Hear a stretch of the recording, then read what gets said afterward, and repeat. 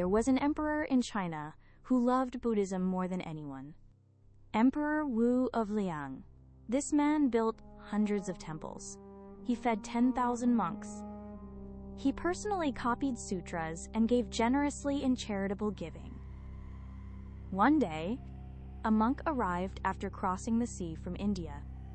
Emperor Wu asked with full confidence, "I have built hundreds of temples and fed 10,000 monks. How much merit have I earned?" Quote, the monk's answer was just 2 words. None.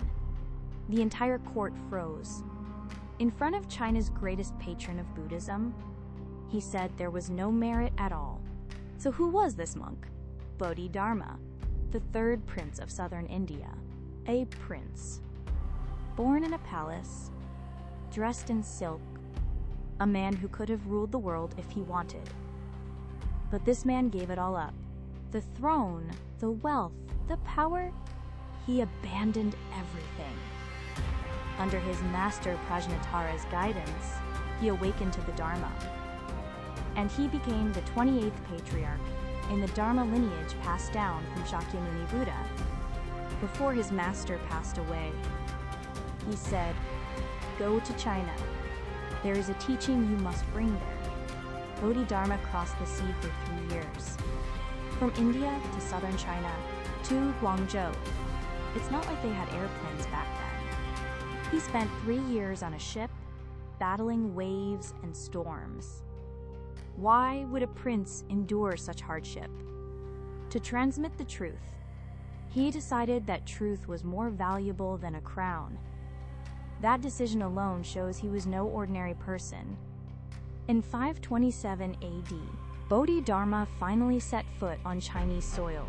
He then headed for Jiangkang, the capital of the Liang dynasty, to meet Emperor Wu, the most devoted Buddhist ruler in China. Emperor Wu was truly remarkable. He was the most devout Buddhist emperor in Chinese history. During his reign, he built hundreds of temples and fed tens of thousands of monks. He even declared 3 times that he would renounce his throne and become a monk himself. The emperor personally said he would leave the palace. His ministers had to pay enormous ransoms to buy him back. So naturally, Emperor Wu was brimming with confidence. Hearing that a great monk had come from India, he welcomed him warmly.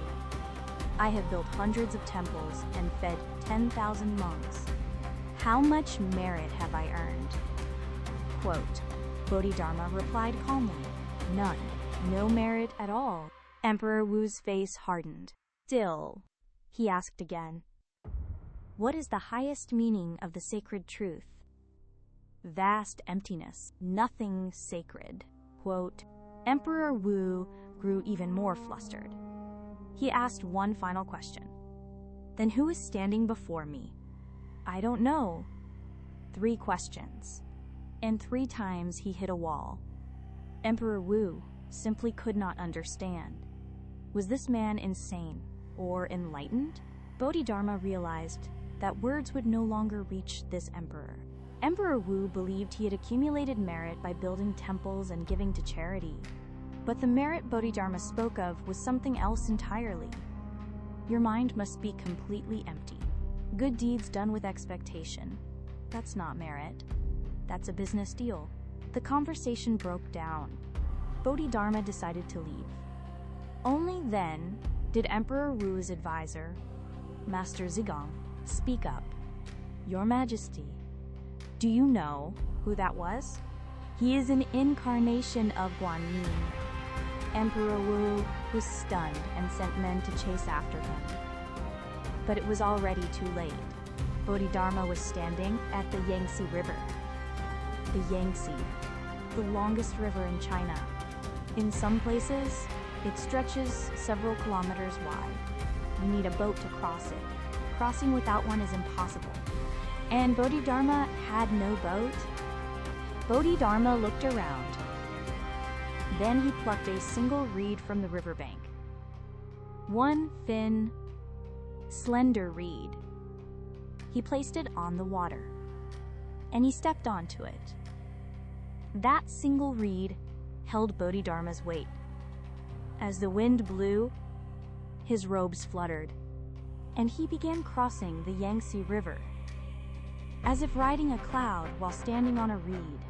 Crossing the river on a reed, crossing a great river on a single stalk of reed. Was this really true? It's recorded in the Jingda record of the transmission of the lamp and the Wudang Huiyuan. It is one of the most famous scenes in Chan Buddhism. By the time Emperor Wu's men reached the riverbank, Bodhidharma was already in the middle of the river, standing on that reed, never looking back. They say Emperor Wu regretted that moment for the rest of his life. Think about it.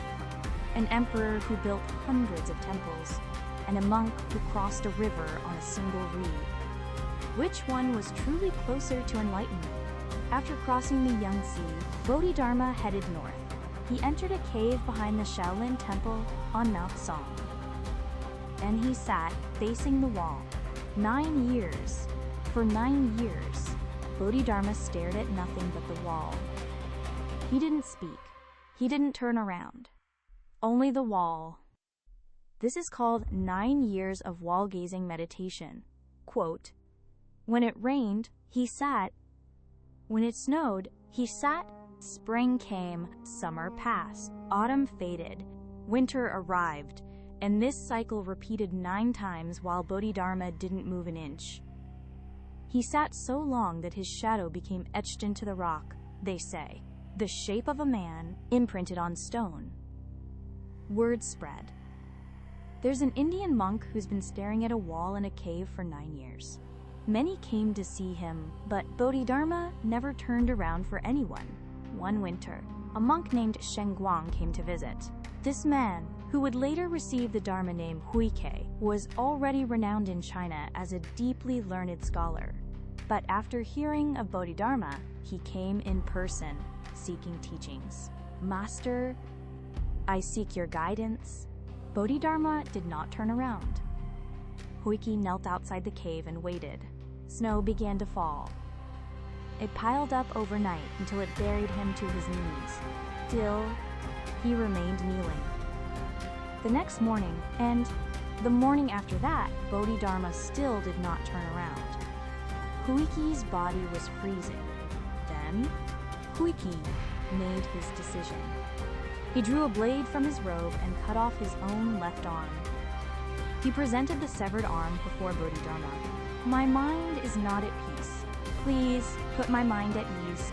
Quote, at last, Bodhidharma turned around for the first time in 9 years. Bring me your mind, and I will put it at ease. I have searched for my mind, but I cannot find it. Then I have already put your mind at ease.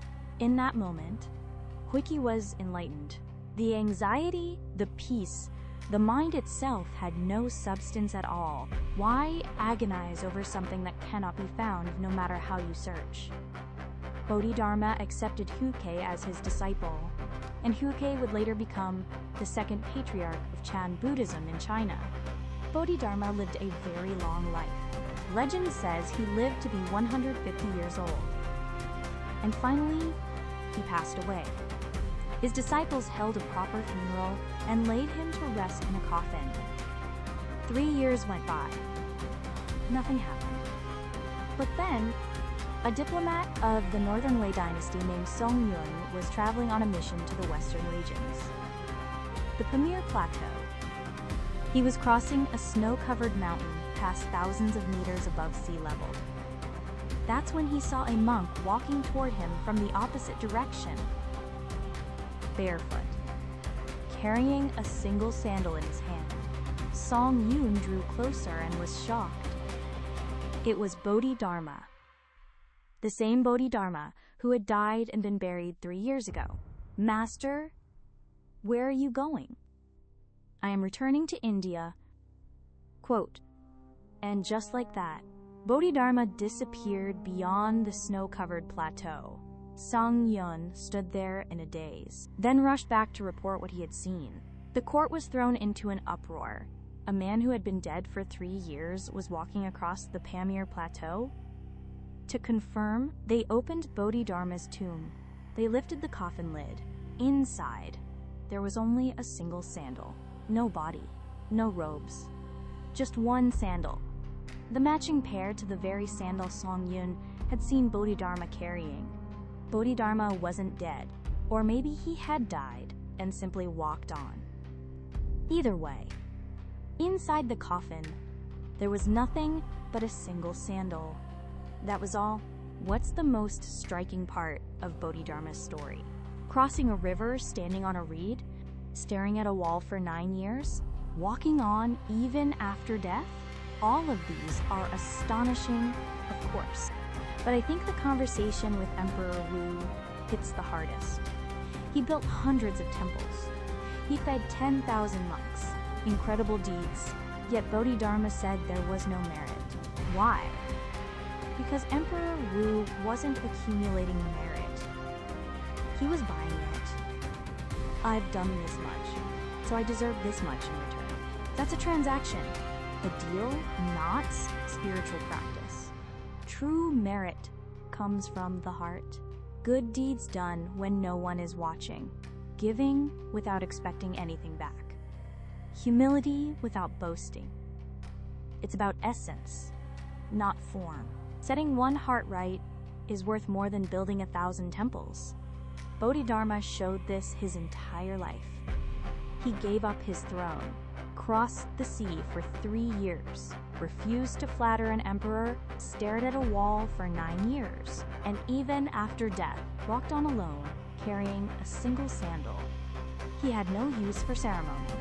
And yet, this man became the first patriarch of Chan Buddhism in China, the founder of the Shaolin tradition, and over 1,000 years later, he still moves people's hearts.